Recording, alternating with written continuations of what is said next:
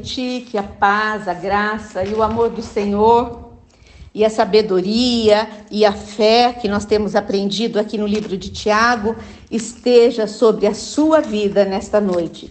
Que você possa priorizar e buscar, o Senhor, buscar a sabedoria que vem do céu. Continuando aqui o nosso estudo sobre Tiago, você que estará entrando hoje, no nosso grupo, nós vamos agora para o versículo 12.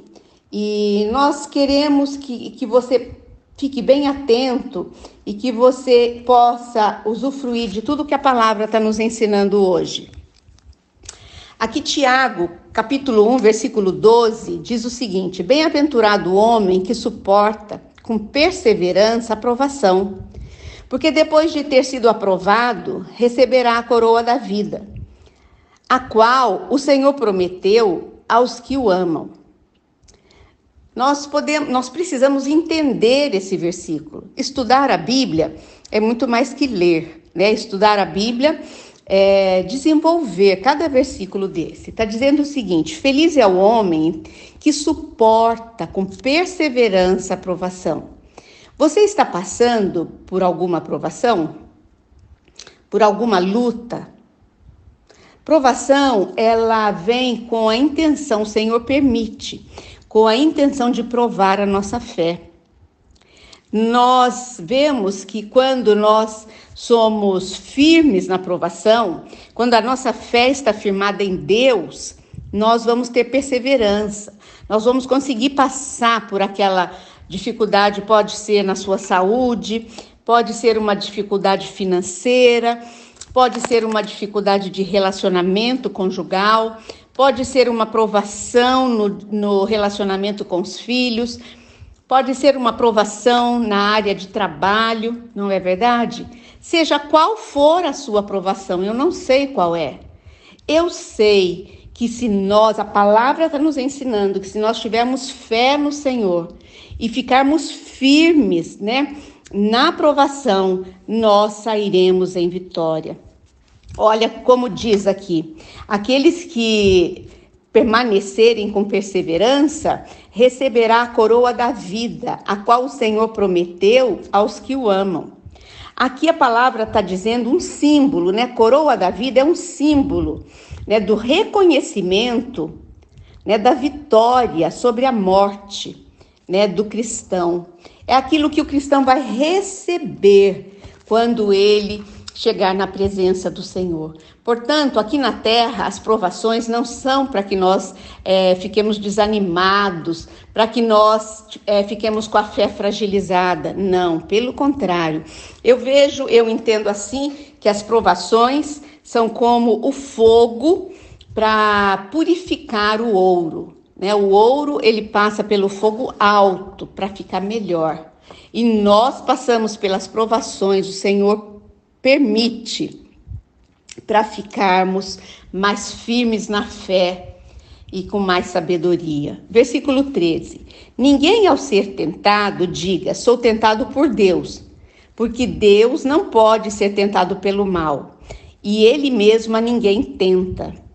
Nós vemos aqui que ninguém ao ser tentado, a provação e a tentação, ela tem um sentido duplo. A provação, ela geralmente é um desejo externo, é algo que vem de fora para dentro. Por exemplo, uma provação: o seu carro estragou, você bateu o seu carro, São coisas que te afetam, que provam a tua fé de uma maneira externa. E a tentação, ela é um desejo interno. Você consegue entender isso comigo? Quando você tem algum desejo no seu coração, o desejo, podemos dizer assim, para possuir aquilo que a outra pessoa tem, É uma cobiça. E ela começa na sua mente. Você percebe isso? Ela começa nos seus pensamentos. E aí, você vai guardando aqueles pensamentos, eles se tornam sentimentos no seu coração. E depois, você com a ajuda do inimigo, porque o inimigo, eu costumo ensinar aqui assim, quando você tem pensamentos maus, pensamentos de pecado, você pensa, depois você fala, o inimigo ouve e ele prepara a mesa para você. Se você não está contente, por exemplo, você não está contente no seu casamento. E você começa a pensar, o que eu poderia fazer? Acho que eu vou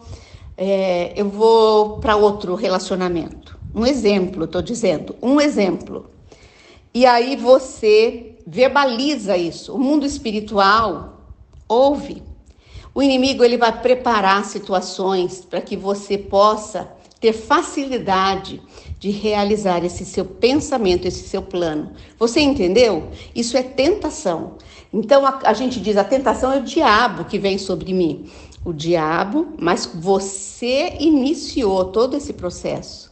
Agora, a provação são coisas externas. Por exemplo, lá no sul, essa calamidade que nós estamos vendo é com a permissão de Deus, mas é uma provação externa.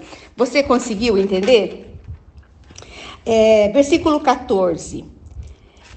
Ao contrário, cada um é tentado por sua própria cobiça, quando esta o atrai e o seduz. É o que eu disse sobre tentação. Você é tentado pelo seu próprio desejo. Você pensou alguma coisa, você guardou aquele sentimento e você verbalizou aquilo. Versículo 15. Então, a cobiça, depois de haver concebido, dá a luz ao pecado. Você pensa, você guarda o pensamento, você verbaliza e você concretiza o pecado. E o pecado, uma vez consumado, ele vai gerar o que em você? A morte. Por isso que a gente percebe que a tentação, ela foi também auxiliada, né? Você permite que o inimigo entre na sua vida e concretize aquilo que começou na sua mente. Porque o diabo veio para matar, roubar e destruir. E quando você consegue realizar, né? Eu posso dizer assim, entre aspas, concretizar aquele mau pensamento seu, você entra num caminho de morte. Queridos, o versículo 16. A origem do bem, né? Tem o tema aqui na Bíblia. Versículo 16. Não vos enganeis, meus amados irmãos. Toda boa dádiva, todo dom perfeito são lá do alto, descendo do Pai das luzes, em quem não pode existir variação ou sombra de mudança. É muito esclarecedor, né? Está dizendo para nós, não fique enganado, meus amados, né? Tiago falando, meus amados irmãos.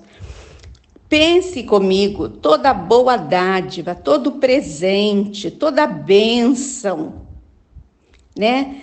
Tudo que é um dom, um presente perfeito, vem da onde? Vem do alto, do Pai das luzes, em que não existe variação ou sombra de mudança.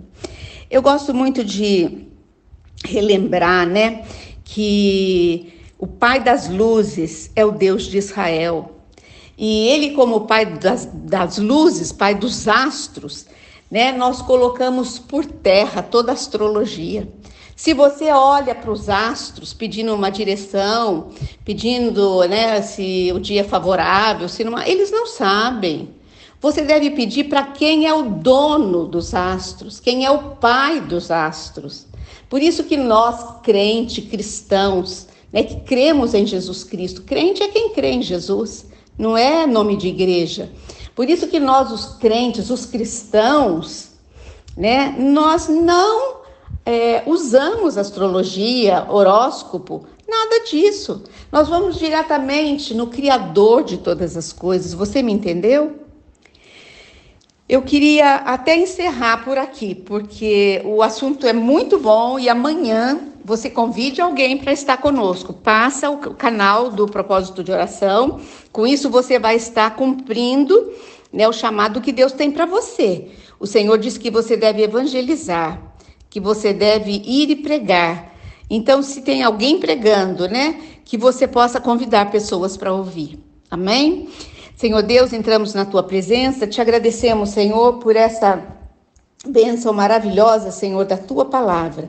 Hoje, Senhor, aprendemos tanto com relação aos desejos do coração, aos desejos que são pecaminosos, a tentação.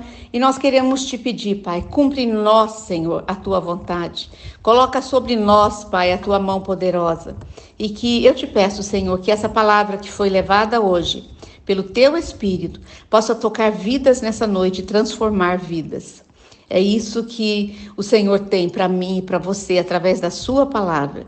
Obrigada, meu Deus, por uma palavra tão clara, tão verdadeira e tão única. Te peço que o Senhor abençoe todos que estão ouvindo esta mensagem. E eu abençoo vocês em nome do Pai, do Filho e do Espírito Santo. Amém. Boa noite, até amanhã nesse mesmo horário.